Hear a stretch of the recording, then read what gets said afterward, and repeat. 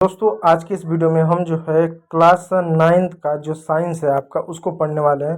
और जैसा कि आप जानते हैं कि आप क्लास 8 से क्लास 9 में आ गए और जब क्लास 9 में आ जाते हैं तो जो आपका विज्ञान है वो विज्ञान 3 भागों में बढ़ जाता है। जैसा कि आप जानते हैं हम साइंस को 3 भागों में बांट देते हैं।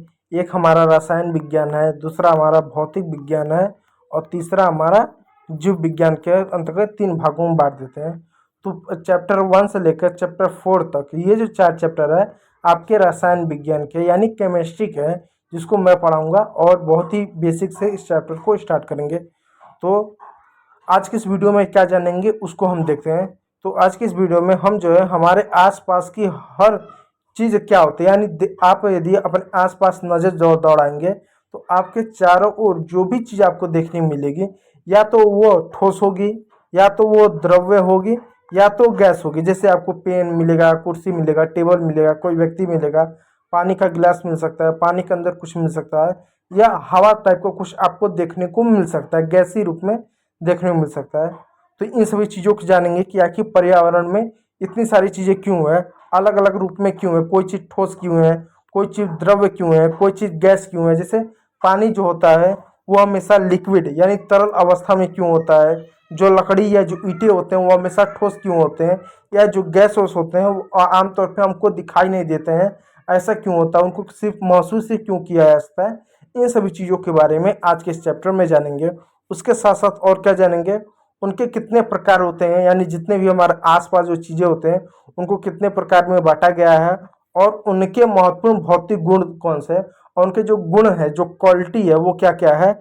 तो चलिए शुरू करते हैं क्लास को एकदम बेसिक से। और एक बात और, ये जो हमारा पीडीएफ है, इस पीडीएफ को पाने के लिए आप जो है मेरे टेलीग्राम चैनल ओंकार मौर्य बायोलॉजी इसको ज्वाइन कीजिएगा, जहां पर आपको इसका पीडीएफ जो है पीडीएफ फ्री में आपको अब प्रोवाइड कर दिया जाएगा। आप निःशुल्क आप तैयारी कर सकते हैं। ठीक है दोस्तों, चलिए स्टार्ट करते हैं। तो पहला चैप्टर है हमारे आसपास के पदार्थ। तो सबसे पहले जानते हैं कि पदार्थ क्या होता है।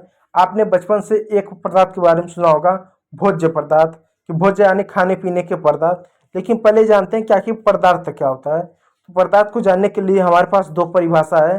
एक है वैज्ञानिकों की परिभाषा है और दूसरा जो आपकी एनसीईआरटी है, एनसीईआरटी ने परिभाषा दी है। तो जानते हैं कि वैज्ञानिकों की क्या परिभाषा है और एनसीईआरटी की क्या परिभाषा है कि पदार्थ किसे कहते हैं। तो देखिए दोस्तों, वैज्ञानिकों के अनुसार इस पृथ्वी पर, इस ब्रह्मांड में जो कुछ भी है, जैसे पानी है, हवा है, लकड़ी है, बर्फ है, तेल है, घी है, वो सब कुछ है जो आपको दिखता है, जो नहीं दिखता है, जो छोटा हो बड़ा हो, वो सब कुछ क्या है, पदार्थ है। अब पूछो पदार्थ क्या है वैज्ञानिकों के अनुसार। वैज्ञानिकों के अनुसार रेत का एक छोटा सा कण और पानी का एक छोटा सा बूंद वो सब कुछ पदार्थ है। यानी पेन भी पदार्थ है, कार भी पदार्थ है, आप भी पदार्थ हो, मैं भी पदार्थ हूँ, आपका मोबाइल भी पदार्थ है। रेत का एक छोटे से कण से लेकर पानी के एक छोटे से बूंद से लेकर वो क्या, वो हर वस्तु पदार्थ है। वो छोटे से छोटा हो सकता है, बड़े से बड़ा हो सकता है। इस बात को याद रखिएगा। और जो पदार्थ होता है निर्जीव भी हो सकता है, सजीव भी हो सकता है।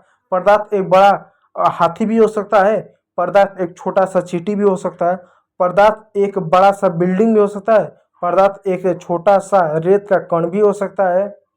तो पदार्थ सब कुछ हो सकता है वैज्ञानिकों के अनुसार। अब जानते हैं एनसीईआरटी की जो परिभाषा है, उसने परिभाषा क्या दिया। एनसीईआरटी जो आपकी पुस्तक है वो पदार्थ की परिभाषा क्या देती है। तो इनके अनुसार पदार्थ की परिभाषा देखते हैं।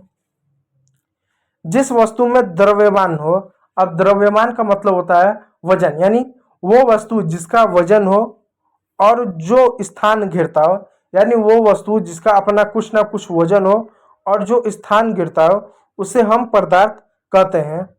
ठीक है, यानी यानी इसमें क्या एनसीईआरटी ने परिभाषा दिया है कि वो प्रत्येक वस्तु जिसका कुछ ना कुछ द्रव्यमान हो यानी वजन हो और जो स्थान घेरता हो उसको पदार्थ कहते हैं। अब सवाल होता है कितना वजन घिरे, क्या 1 किलो वजन घिरे तब उसको पदार्थ कहेंगे, या 100 किलो वजन घिरे या पदार्थ कहेंगे, या 1 ग्राम वजन घेरे, 1 ग्राम का वजन हो तब उसको पदार्थ कहेंगे। 1 किलो वजन का हो तो पदार्थ कहेंगे, 100 किलो वजन का हो तो पदार्थ कहेंगे, 1 ग्राम वजन हो तो पदार्थ कहेंगे। तो देखिए किसी भी वस्तु का कितना भी वजन हो, चाहे वो 1 ग्राम हो, चाहे 1 किलो हो, चाहे 100 किलो हो, चाहे 1000 किलो हो, यानी वो प्रत्येक वस्तु जिसका कुछ ना कुछ वजन हो और आयतन हो। आयतन का मतलब होता है वो स्थान घेरे। जैसे यदि आप पानी का गिलास देखेंगे तो पानी जब उसमें डालते हैं ना तो पानी क्या करता है, वो एक स्थान घेरता है। आपके पास यदि आपकी पुस्तक है तो उस पुस्तक को रखे हो तो कहीं ना कहीं उसने एक जगह घेर रखा है।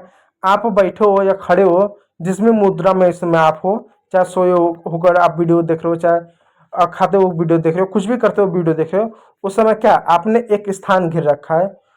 तो स्थान कुछ ना कुछ घेर रखा है, चाहे आप छोटा स्थान घेर चाहे बड़ा। एग्जाम्पल हम रेत लेते हैं। अब रेत का एक छोटा सा कण लेते हैं।